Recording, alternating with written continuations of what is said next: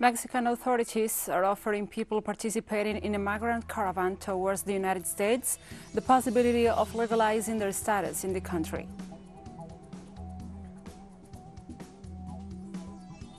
G20 leaders back up Argentina's initiative to revise the International Monetary Fund's policy over surcharges, leaving the ground set for the creation of a new resilience subsidizer.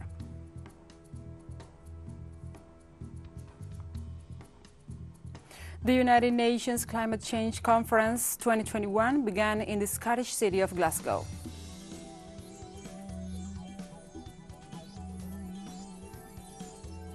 From the headquarters of TeleSUR English in Havana, Cuba, this is From the South. I'm your anchor, Gladys Quesada, and we begin this news brief in Mexico, where authorities are offering people participating in a migrant caravan the possibility of legalizing their status in the country. The National Institute of Migration stated in a press release that members of the caravan had rejected the proposal made by the National Human Rights Commission to transfer them to federal capitals to process the migratory documents that will legalize their status and also their stay in the country.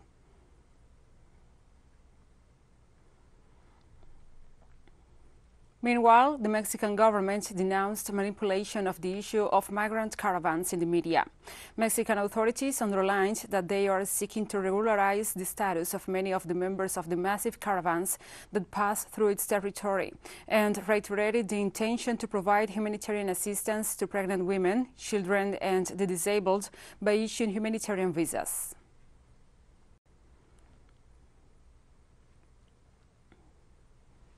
The Pro-Historical Memory Commission of El Salvador, formed by various organizations, reaffirmed its demands to the government for crimes against humanity committed during the armed conflict of 1980 to 1992. In the framework of the Day of the Death celebrations, the Commission demanded President Nayib Bukele to open the Army's archives to find the truth about what happened with our loved ones and accomplish accountability for those responsible for the atrocities. Human rights groups and survivors of the conflict also demanded the Legislative Assembly to approve a rightful and comprehensive system for truth, justice, reparation, and non-repetition to provide legal and extrajudicial mechanisms from the integral satisfaction of the rights of the victims.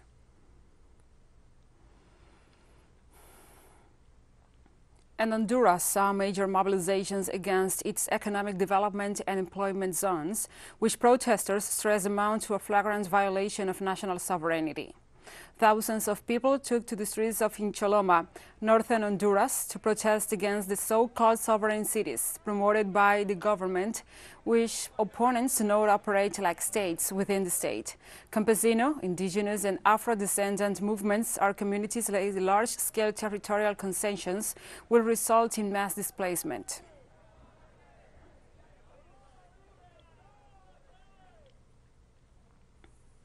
And Bolivia is on a new path towards the leading economic growth in Latin America, only after a year of President Luis Arce Catacora in office. The new policies adopted by the government to reanimate the country's production have paid off, as the Andean nation is on the path of leading the economic growth index in the region. All of this despite the negative impact in several key sectors due to the measures taken by the de facto government since November 2019, which took a toll on the most vulnerable population.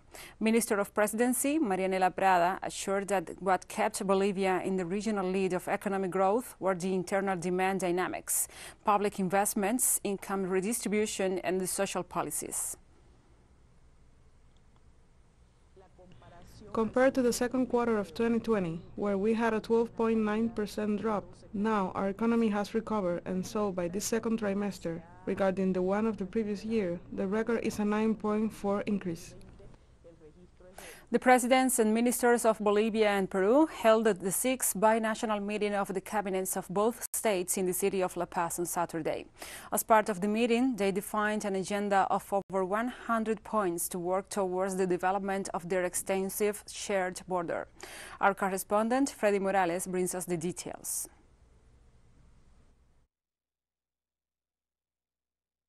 This is the first official visit of the President of Peru, Pedro Castillo, to Bolivia.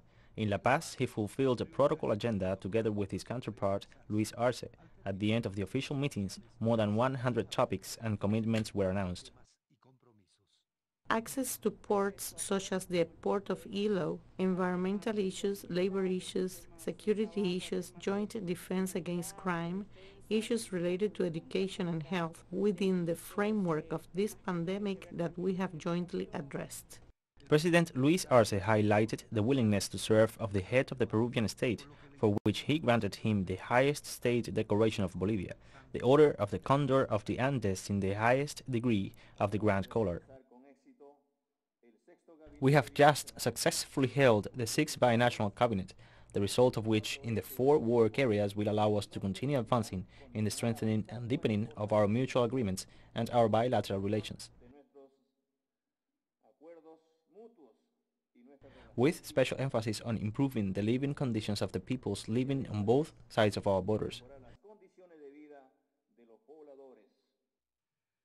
Of the 100 or so issues and commitments, one of the most important is the opening of the Peruvian port of Ilo as an alternative for Bolivian imports and exports overseas, and actions to combat the pollution of Titicaca, the world's highest navigable lake, shared by both states, whose situation affects over 3 million inhabitants on both sides of the border.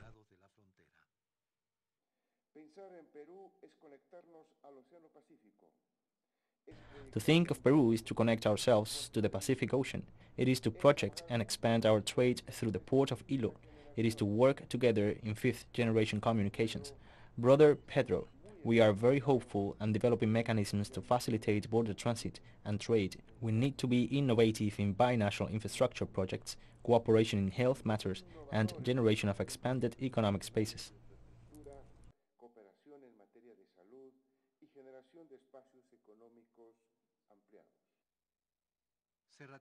Measures were confirmed to combat common border problems, such as drug trafficking, human smuggling, and trafficking of persons, vehicle theft, and illegal mining and lodging. Bolivia and Peru share a border stretching over 1,000 kilometers. Freddy Morales, TeleSUR, Bolivia. Thank you, Freddy, for this report, and we'll take a short break now. Join us again after this.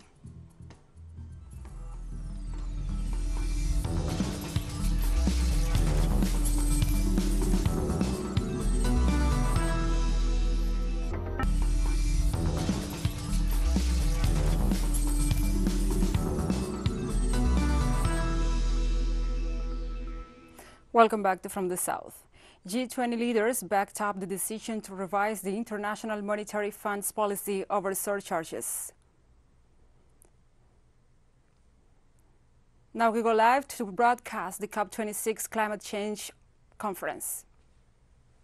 A climate crisis in the world which is affecting all human beings on Mother Earth. It's going to provoke the imminent collapse of humankind and of Mother Earth. Since 2010, Bolivia has proposed that the only solution to the climate crisis is through the fair and equal distribution of the atmospheric space and of these responsibilities, although different. As the UNFCCC establishes on climate change, as we have mentioned in the latest scientific reports and the reports from the Convention Secretariat, in order to mitigate the temperatures within the framework of the Paris Agreement, we need to reduce emissions significantly.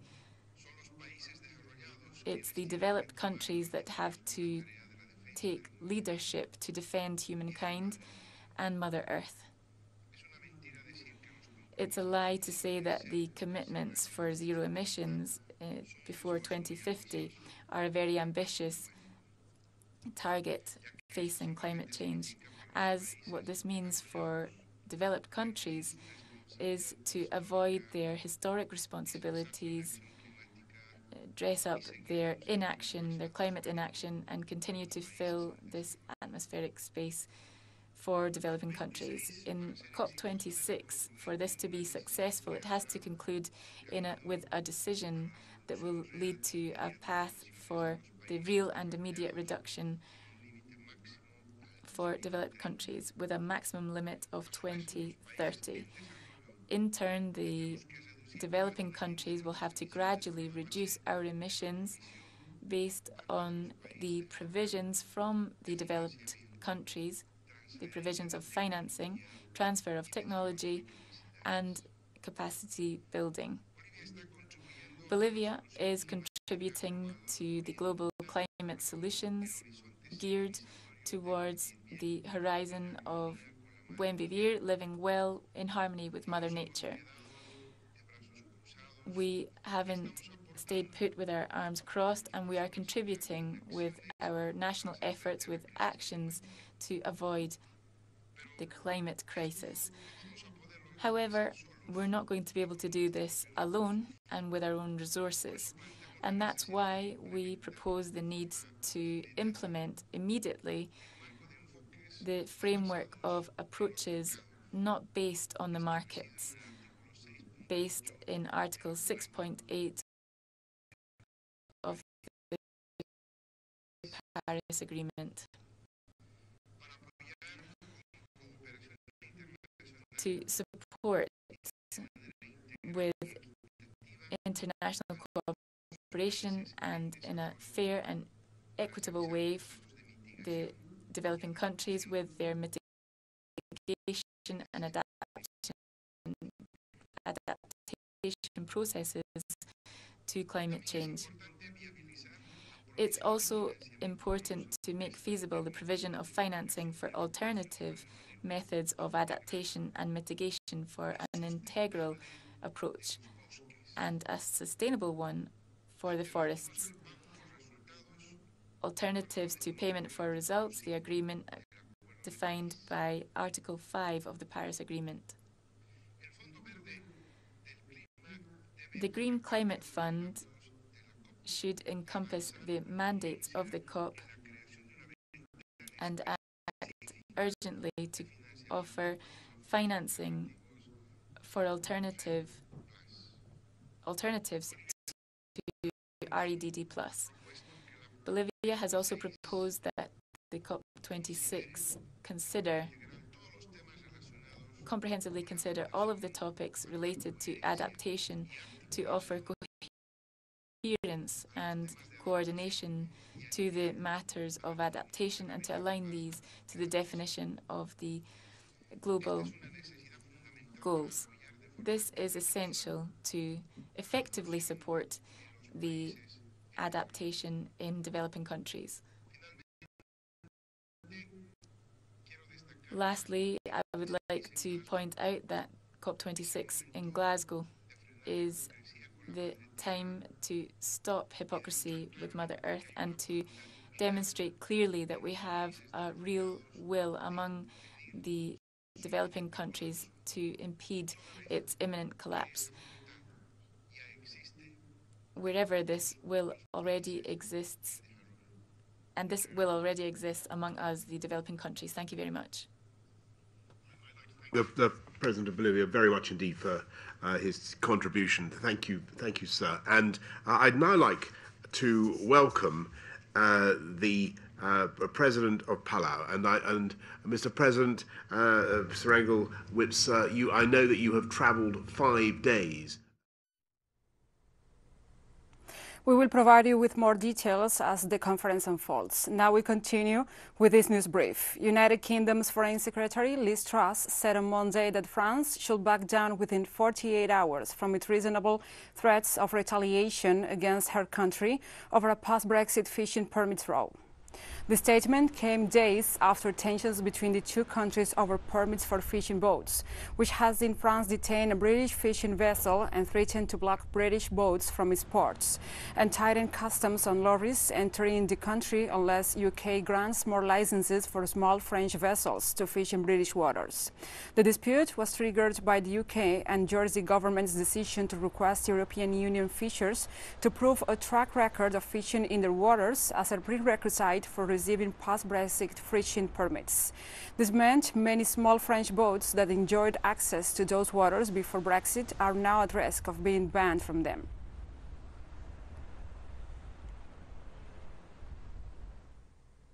And South African vote in local elections set to challenge the ANC. This election will define the renewal of town hall members from municipalities of the 9 provinces in the country is administratively divided into. They will also serve to test the support the African National Congress has after the handling of the pandemic. The party governs South Africa from the 1994 elections when the apartheid was put an end to and Nelson Mandela became president. We know what the problems are. The problems are clear, and we have said that this time around we want to correct what has not been going well. And we have more news coming up after a final short break, so stay with us.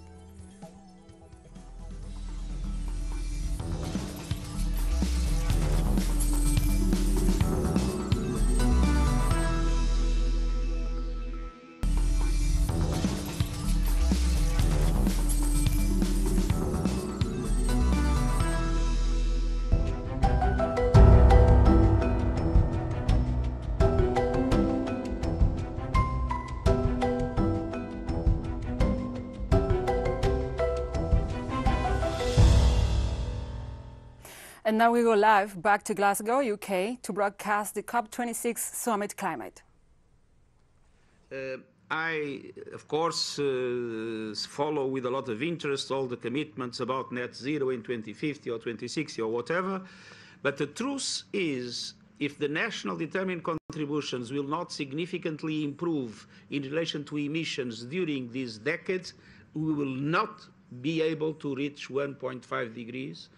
It will be irreversible to lose that possibility.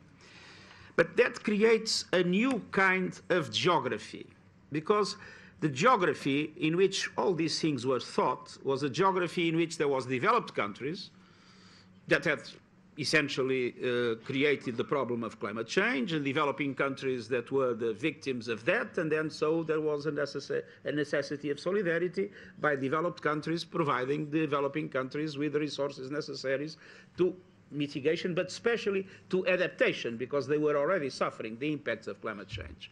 But now we have 3 groups of countries.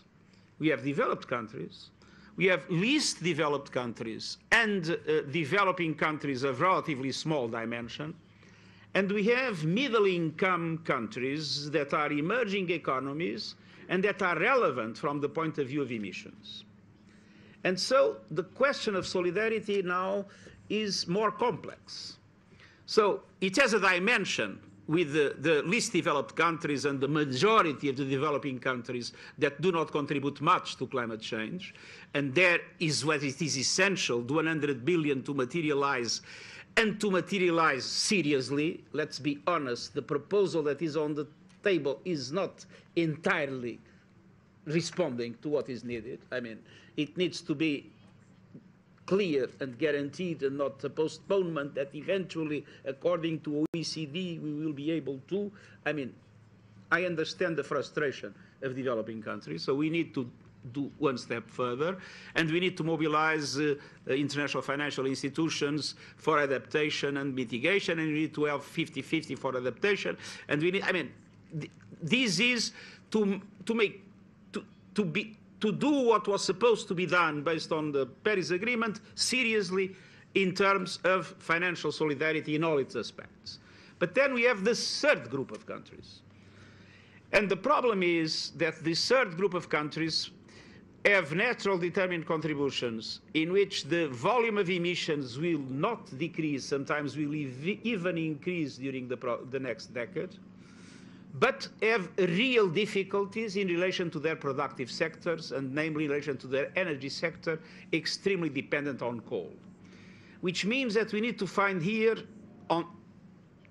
naturally asking them to make the maximum effort, we need to find here mechanisms of support for them to be able to accelerate the transition, which means, in my opinion, coalitions of developed countries that have the technology and the financial capacity to, on a case-by-case basis, see how we can have a plan in which each one of these big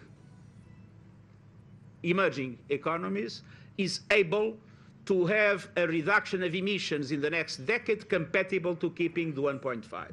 Because if not, we will not get there. of course, this means speaking seriously with China, speaking seriously with India, speaking seriously with Indonesia, with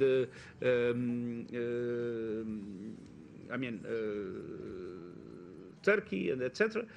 But we cannot put it on a simple base to say now you need to do also the same reduction that we are doing, because we have to recognize that their economies are more complicated to do so, and that so we need to find here a strong technological and financial coalition to be able to make them really reduce emissions in order to keep the 1.5, because without 1.5 there is no solidarity. The victims will be, we know. I mean, you look at SIDS in the Caribbean and in the Pacific. Look at African countries with drought that is decimating entire regions. Look at the Corredor Seco in Latin America. I mean, it is clear that these two different fronts need to be addressed.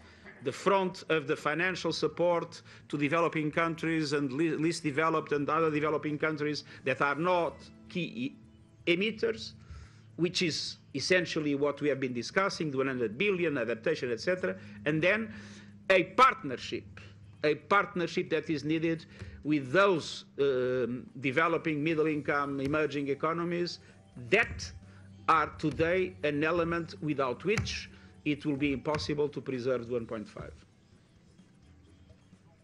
Thank you. I totally agree with all that. Alok. Thank you, Prime Minister. So I think over the past year I've had the privilege to visit many of the countries that are represented around this table, and actually to talk to communities on the front line of climate change who frankly weren't responsible for causing the... And like this, we have come to the end of this news brief. But remember, you can find this and many other stories on our website at telesurenglish.net.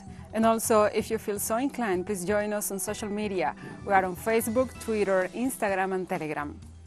For TeleSUR English, I'm Gladys Quesada. Thank you for watching.